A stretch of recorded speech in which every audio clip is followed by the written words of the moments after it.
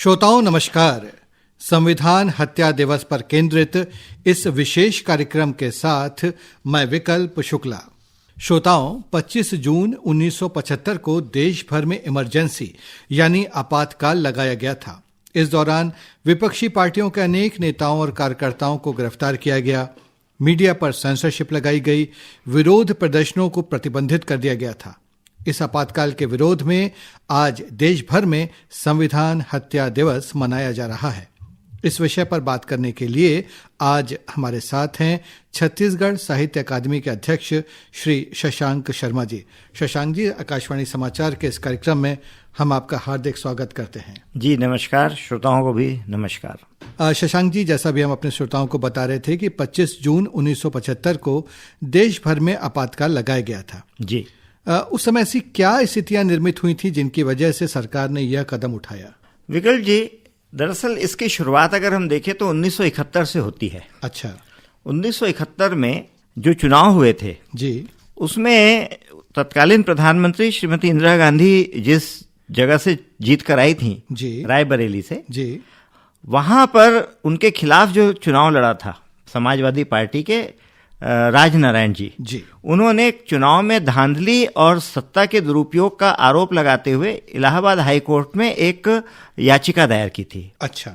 और वो याचिका की सुनवाई चल ही रही थी। इस दौरान देश भर में जी, महंगाई को लेकर, भ्रष्टाचार को लेकर जी, देश में कुछ अराजक स्थिति बनती चली जा रही थी। उसको लेकर एक आंदोलन युवाओं के जरिए, हम जानते हैं कि पूर्व प्रधानमंत्री चंद्रशेखर जी को जो युवा तुर्क कहा जाता था, वो इसी दौरान वे राष्ट्र में, पूरे देश में उन्होंने युवाओं का एक आंदोलन चलाया था। जी।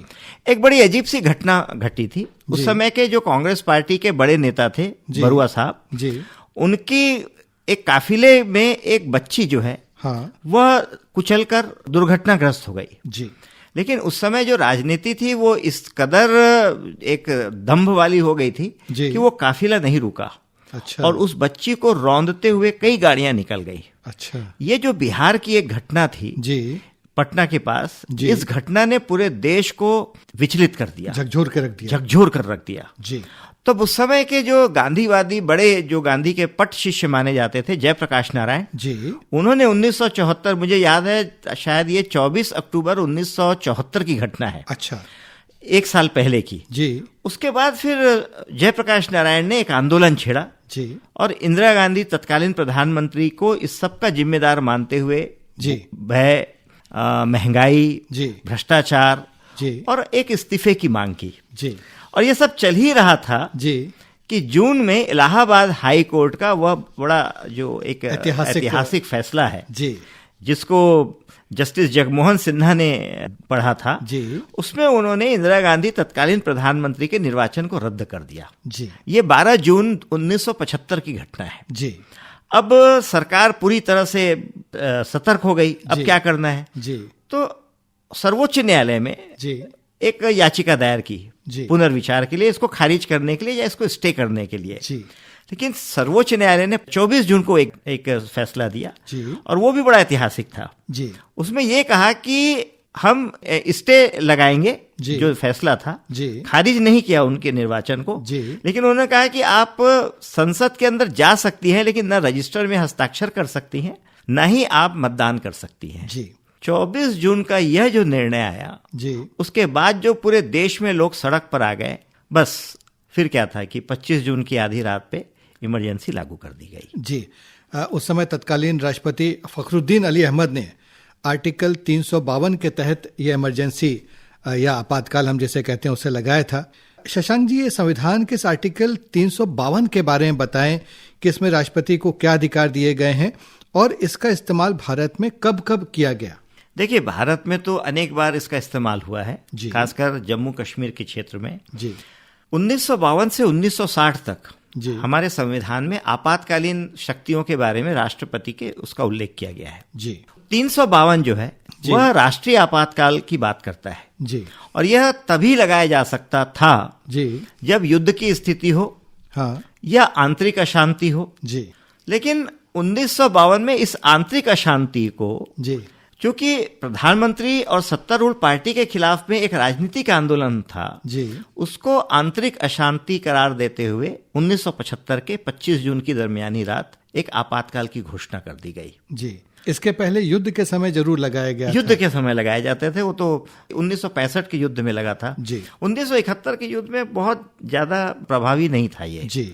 लेकिन एक और बहुत बड़ी बात हुई जी। जब इसका दुरुपयोग किया गया आंतरिक गड़बड़ियों के आधार पर जी। तो 1978 में जब जनता पार्टी की सरकार बनी तब उन्होंने 44वां संशोधन पारित किया था जी।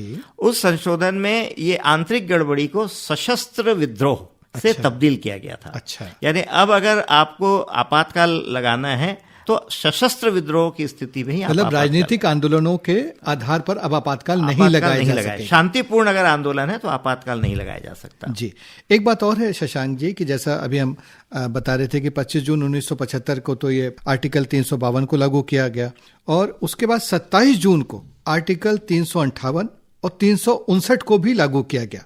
इसके बारे में बताएं, क्योंकि इसके तहत लोगों के जो मौलिक अधिकार हैं उस पर रोक लगाई गई। देखिए, जो आपातकालीन शक्तियां हैं जी, उसमें कुछ शक्तियां इस तरह की हैं कि जब आप अनुच्छेद 352 के तहत आपातकाल लगाते हैं जी, तो वो स्वयं भी 358 और 359 जो है जी, वो प्रभावी हो जाता है। अच्छा। तो इसके तहत होता यह है कि आपके सारे मौलिक अधिकार जी भंग हो जाते हैं जी। जो अनुच्छेद 19 के खंड ए जी के तहत अ ब स द ई फ जो दिया हुआ है आपको, हाँ। ये अपने आप यानी अभिव्यक्ति की स्वतंत्रता समाप्त हो जाती है जी। संगठन बनाने की स्वतंत्रता समाप्त हो जाती है जी। आपके एक जगह से दूसरे जगह जाने की स्वतंत्रता समाप्त हो जाती है। विरोध प्रदर्शन नहीं कर सकते, आप विरोध प्रदर्शन नहीं कर सकते। और इसीलिए तो उस समय जो है लगभग 26-27 देश के महत्वपूर्ण संगठनों पर प्रतिबंध लगा दिए गए जी। और उसको एक तरह से गैर संवैधानिक या कानूनी बताते हुए उनके सारे जो कर्मचारी थे या सदस्य थे या जो उनके काम करने वाले कार्यकारी लोग थे उन सबको जेलों में बंद कर दिया गया। अटल बिहारी वाजपेयी जी, लाल कृष्ण आडवाणी जी, इन सबको जो है गिरफ्तार कर लिया गया था। ये तो विकल्प जी राजनीतिक कार्यकर्ता थे जी। इसीलिए ये आपातकाल जो है वो लोकतंत्र की हत्या हम क्यों इस शब्द का चुनते हैं जी। कि लोकतांत्रिक प्रणाली से जो राजनीतिक पार्टियां शामिल होती हैं जी। उनमें विपक्ष का भी लोकतंत्र में उतना ही महत्व है जितना सत्ता पक्ष का है। बिल्कुल, ये संवैधानिक है जी। उसमें अगर विपक्ष किसी प्रश्न पूछता है सत्ता पक्ष से जी। और ऐसी स्थिति में आप उनके जो नेताओं को कार्यकर्ताओं जेलों में भर दें तो इसी कारण ही हम लोकतंत्र की हत्या के नाम से कहते हैं। देखिए, सत्ता पक्ष तो था ही जी, प्रधानमंत्री थे, मंत्रिमंडल थे, तो सत्ता पक्ष को कहीं कुछ नहीं हुआ। लोकतंत्र की हत्या विपक्ष की दृष्टि से हम मानते हैं। बिल्कुल, विपक्ष को आपने कुचल दिया। एक बात और है शशांक जी कि आपातकाल के दौरान अनेक संविधान संशोधन कर जो हमारी अदालतें हैं, न्यायालय हैं, उनके अधिकारों को भी सीमित कर दिया गया था। इसके बारे में बताएं। देखिए, ऐसा है कि जहां तक अधिकारों को सीमित करना है तो मैं आपकी बात की शुरुआत करूंगा कि अभिव्यक्ति की स्वतंत्रता को ही खत्म कर दिया गया था जी। और ये केवल आम आदमी की नहीं, केवल संगठनों की नहीं, केवल पार्टियों की नहीं। जब मैं न्यायालय के अधिकारों को सीमित करने की बात करता हूं तो राष्ट्रपति कोई निर्णय ले रहे हैं या तो उस पर कोई भी अब क्वेश्चन नहीं हो सकता है। नहीं, वो उसमें मैं आ रहा हूं, लेकिन इसमें जो है ना, मैं मीडिया के बारे में विशेष तौर पर कहता हूं क्योंकि अभिव्यक्ति की स्वतंत्रता लोकतंत्र का जो चौथा स्तंभ कहते हैं। बिल्कुल। मीडिया, आपको जानकर बहुत आश्चर्य हो गया कि मीडिया में सेंसरशिप लागू कर दी गई। कोई भी मीडिया का समाचार जो है वो वहां के कलेक्टर को दिखाना पड़ता था। अच्छा। वो अनुमति दे तभी आप वो समाचार लगा सकते थे। अच्छा। और आपको जानकर आश्चर्य हो गया कि इस पूरे जो मीसाबंदी जो हुए, जो लोग जेल गए, 1,40,000 लोग मीसा में जेल गए, उसमें 7,000 से ज्यादा पत्रकार थे। अच्छा। आपका जो सवाल है कि जो और दूसरे संशोधन किए गए, तो आपको जानकर आश्चर्य होगा कि एक जो 42वां संशोधन है संविधान का, जिसको मिनी कॉन्स्टिट्यूशन भी कहा जाता है जी। वो भी आपातकाल के दौरान 1976 में लाया गया जी। इसमें आपके चुनाव को 1 साल के लिए बढ़ा दिया गया जी। उसके बाद फिर आप प्रधानमंत्री के किसी निर्वाचन को चुनौती नहीं दे सकते जी। फिर आपने समाजवाद, पंथ निरपेक्ष, इस तरह के बहुत सारे शब्दों को शामिल किया जी। आपने उस समय जो पत्रकारों के लिए जो प्रेस काउंसिल हुआ करता था जी, उसको उन्होंने खारिज कर दिया, उस पर प्रतिबंध लगा दिए जी। सबसे बड़ा जो परिवर्तन था वो था कि जो संपत्ति के अधिकार थे जी, संसाधन और संपत्ति पर शासन ने एक तरफा अधिकार ले लिया। किसी भी संपत्ति को छीना जा सकता था। अच्छा। किसी की भी जमीन का अधिग्रहण किया जा सकता था। ऐसे बहुत सारे कानून वो 21 महीने जो आपातकाल के दौरान रहे, उसमें सरकार की तरफ से जो गैर संवैधानिक थी, संसद जहां लागू नहीं था, संसद से अनुमति नहीं ली जाती थी, एक तरफा जो है इस तरह के कानून उस समय बनाए गए। शशांक जी, 21 मार्च 1977 को फिर आपातकाल हटाया गया। उसके बाद 1977 में आम चुनाव हुए, जिसमें कांग्रेस की करारी हार हुई और फिर केंद्र में जनता पार्टी की सरकार बनी थी। इसके बाद जनता पार्टी सरकार ने आपातकाल के जो प्रभाव हैं और उस दौरान की गई कार्रवाइयों की जांच के लिए शाह कमीशन, शाह आयोग जिसे कहते हैं, वो बनाया। इस कमीशन ने अपनी जांच में क्या मुख्य निष्कर्ष पाए थे, क्या फाइंडिंग्स थी उसकी? जी, जैसे आपने बताया कि शाह कमीशन का गठन हुआ जी, इसमें जो अभी मैं आपको थोड़ी देर पहले बता रहा था कि 1,40,000 से ज्यादा जो लोगों को बंदी बनाया गया जी, इसमें एक तो चूंकि इतने सारे लोगों को आपने बंदी बनाया, जेलों में कैद किए, तो जेलों की क्षमता नहीं थी। जैसे शाह कमीशन की एक रिपोर्ट है, उसमें ये कहा गया कि भारत के जेलों में मात्र 1,83,000 लोगों को बंदी बनाने की क्षमता हुआ करती थी। उन जेलों में आपने 2,20,146 अतिरिक्त आपने बंदियों को ठूसा, लगभग दोगुना। अब आप सोचिए कि जेलों में जो सुविधाएं होनी चाहिए, वो जो मीसा राजनीतिक बंदी जो गए थे उनकी क्या स्थिति रही होगी। दूसरी बात यह थी कि इस पूरे इमरजेंसी के दौरान जो नसबंदी हुए जी, उनको इस क्रूरता के साथ किया गया, जबरदस्ती। बिहार में एक बहुत बड़ी घटना जो एक बड़ा पोस्टर बॉय के रूप में निकला, एक 70 साल के बुजुर्ग की जबरदस्ती नसबंदी करा दी गई। अच्छा। तो ये जो नसबंदी का जो घटना थी, 1 करोड़ से ज्यादा नसबंदियां हुई जी। तीसरा, बहुत सारे ऐसे सरकारी कर्मचारी, अधिकारी जो इस इमरजेंसी के विरोध में थे या ऐसी विचार या ऐसी पार्टियों को समर्थक हुआ करते थे, ऐसे लगभग 25,000 26,000 शासकीय कर्मचारियों को बिना कारण के उनको सेवानिवृत्त कर दिया गया जी। इसी प्रकार जो मैंने अभी आपको कहा कि जो प्रेस रेस्ट्रिक्शंस, प्रेस काउंसिल्स, ये सारी चीजों की फाइंडिंग शाह कमीशन ने अपनी रिपोर्ट में दी है। जी, अब अंत में जो है हमने पूरी बात करी, जो आपातकाल है, जो हमारे संविधान में जो अनुच्छेद हैं, उनके बारे में हमने विस्तार से बात की। अंत में जो बात आती है, देखिए आपातकाल के बारे में हम क्यों बात कर रहे हैं, क्योंकि हमारा देश एक लोकतांत्रिक देश है और लोकतंत्र पे ही हमें गर्व है। ये हमारा आधार है, ये हमारी बुनियाद है। तो लोकतंत्र के लिए क्या चीजें जरूरी होती हैं, क्यों आपातकाल के बारे में जो उसकी याद आज भी एक खौफ पैदा करती है, और इसीलिए आज हमें जो है वो संविधान हत्या दिवस हम मना रहे हैं, इसके बारे में बताएं कि क्या चीजें जरूरी हैं, क्या लोकतंत्र के प्रमुख तत्व हैं। देखिए विकल्प जी, जब हम लोकतंत्र की बात करते हैं, संविधान की बात करते हैं, तो आज की पीढ़ी को ऐसा पढ़ाया गया है कि संविधान 1950 में बना और भारत में इसके पहले कोई संविधान नहीं था, लोकतंत्र 1950 में आया या अंग्रेज लेकर आए, भारत देश भी अंग्रेजों ने बनाया। देखिए कितने मिथक हैं। भारत में अर्थशास्त्र जो कौटिल्य ने रचा था, वह एक तरह का संविधान था जिस पर मौर्य प्रशासन चलता था। नीति सार जो कामंदक ने लिखा था, वो एक ऐसा संविधान था जिस पर गुप्त काल में गुप्त शासक लोगों ने राज किया।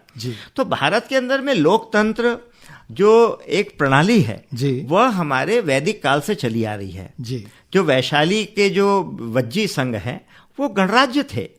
तो भारत के जो आपने जो प्रश्न किया कि क्या तत्व होने चाहिए, भारतीयता के अंदर में ही लोकतंत्र के तत्व हैं। हमारी सामाजिक स्थिति में, हमारी पारिवारिक स्थिति में, तो भारत के जो संविधान की सफलता और लोकतंत्र की सफलता है, वो इस बात पर निहित है कि हमारे सामाजिक, पारिवारिक, हमारे पूरे संस्कारों में एक लोकतांत्रिक व्यवस्था है। और जो आप कह रहे थे कि क्यों हम इसको संविधान हत्या दिवस मना रहे हैं, ये इसलिए मना रहे हैं कि भारत में मैं 1,500-2,000 साल का इतिहास भी अगर देखूं, तो सत्ता के द्वारा किसी व्यवस्था को कुचलकर आम जनता को इतनी तकलीफें कभी नहीं दी गई।